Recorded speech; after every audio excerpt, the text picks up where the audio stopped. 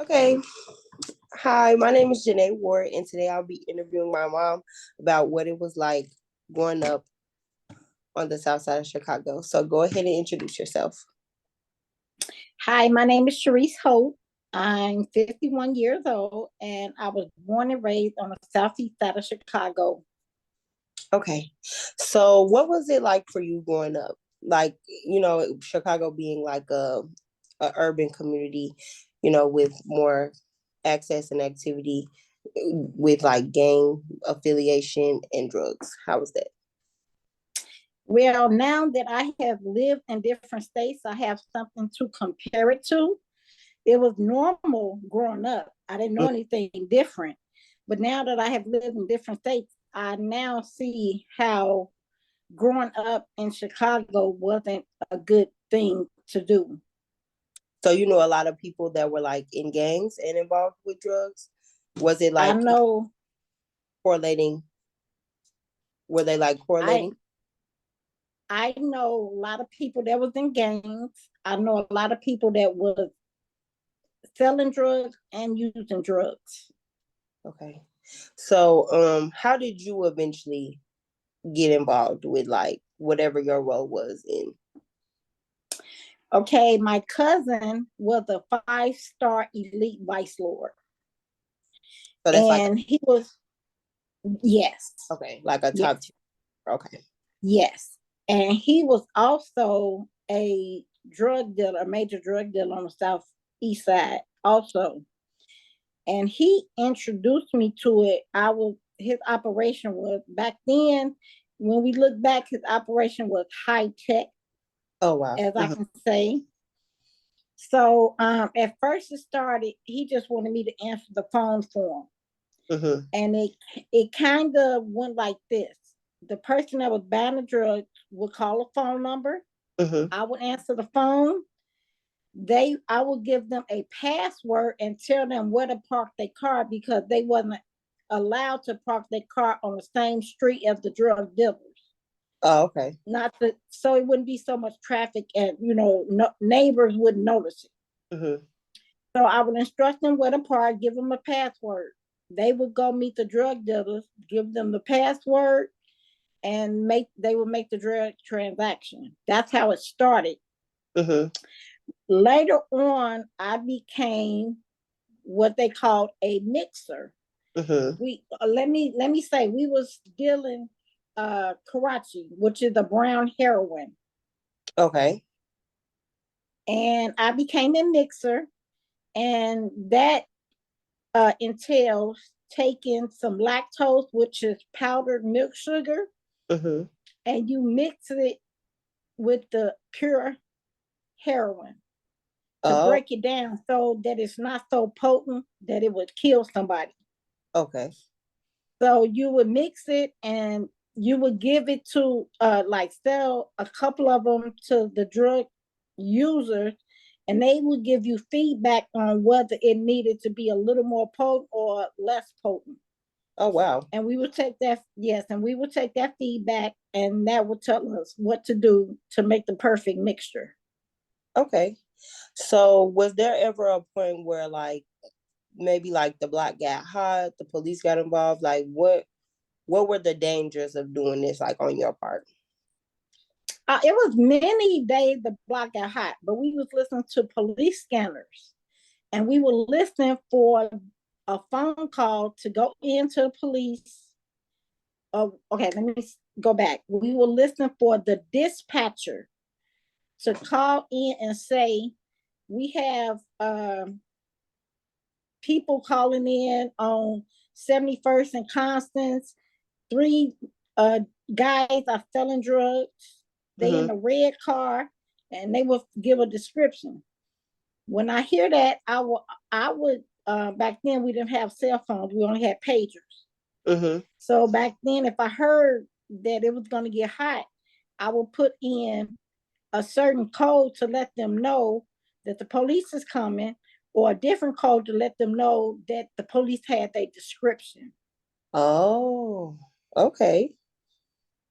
Okay, so um towards the end, like once you decided like you were gonna be done with the drug game or whatever the case may be, what led up to that? Like,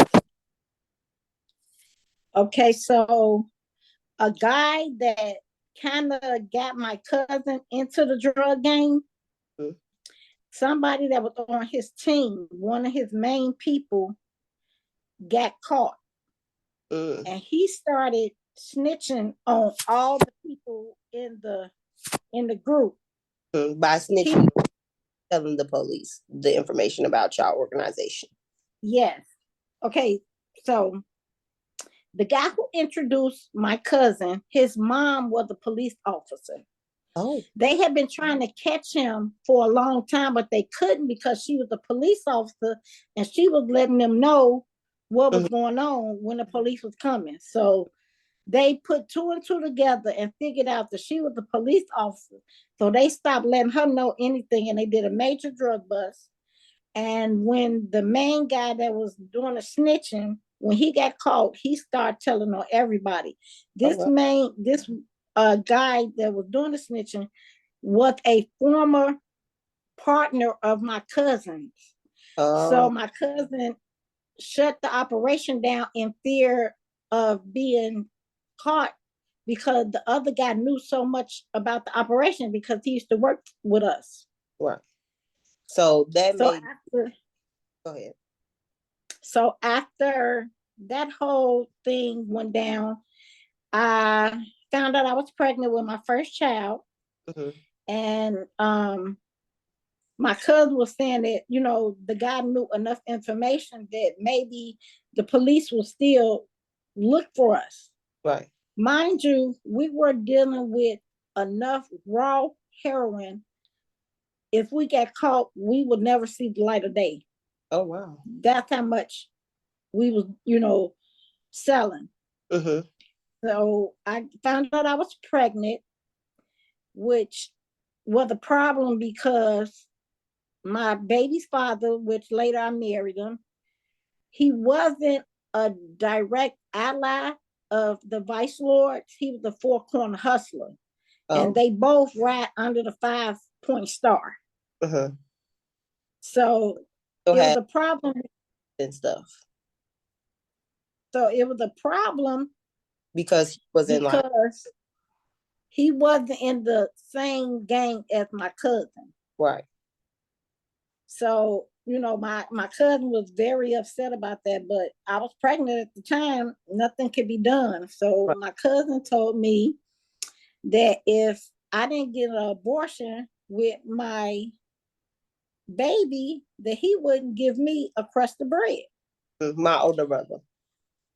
Yes. So I was like, okay, I don't need your crust of bread. This is my baby. I'm gonna raise my baby. So I knew if I had continued in the drugs game, that eventually I would get locked up and not be able to raise my child. So I no longer did it.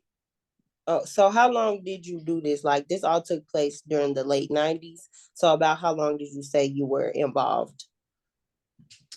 Uh, I would have to say no, it wasn't in the late 90s because my son was born in 1992. Okay. And I got out of it when I found out I was pregnant in 91. Okay. So I want to say I got started in 89. Yeah, it was 89 because I graduated from high school in 89. So So this a few it, years that you yeah, 89 until 91. okay. So do you have any major regrets about what you did?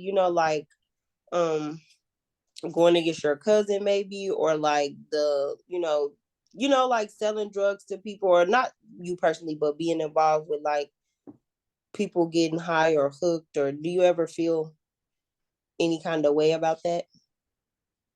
Only thing I regret is how much money I made. I could have actually invested in something. Mm-hmm. Because if we wasn't selling drugs, the drug users was gonna get high regardless. Right. Okay. So Did you ever think about joining the gang? no, never, not one time. but a lot of people that were around you were in the gang and like high-ranking members. They wasn't high-ranking members. He was the highest ranking member that was close to me. Okay. Everybody else in the neighborhood was under him. If they was a vice lord, they was under him. Oh, okay. So he just kind of ran like your the section of y'all neighborhood. That one block, which is crazy because all of 71st was ran by gangster disciples. Mm-hmm. So it really tells, the story of how high he was because he was able to be a vice lord on that one block. Right. Which was like, everything else was gangster disciples. okay, and gangster disciples were like the enemy gang members, or Yes, like, yes, yes. They served under the 6-point star. so he was in like in running his business. Okay. So do you think that growing up in that environment made it harder for you in life or easier? It actually made me be able to adapt anywhere I go. Mm-hmm. I can't hear you. It didn't make it harder because we were known in that area. So no matter where I went, I knew that I was okay. Move your finger away from the camera.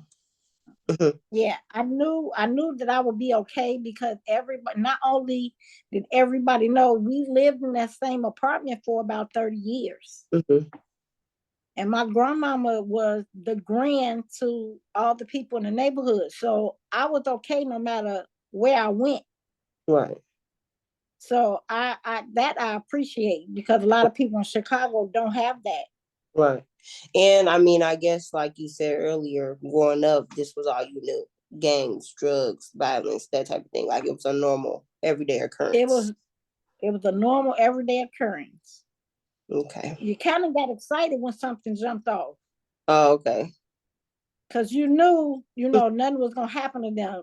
Right. Like it was never a time where they was beat up or shot or any of that. They was always the aggressors. Okay. Okay. So do you have anything you want to say in closing? Yeah. Oh, I hold on. have to say, So for a long time, like you hid this from us, your kids, like we didn't know about your involvement or like that you ever did anything bad like this until we were like older. Why do you think that is? Like, why did you choose not to tell us about like the real, the harsh realities that you faced growing up where you grew up? well, I didn't want y'all to see that side. Mm-hmm. So that's why I moved y'all from Chicago. So you can have a better way of living. You can grow up and not have to worry about the violence and the drugs. Mm-hmm. I didn't want that to be a part of y'all life because it was part of my life. Right.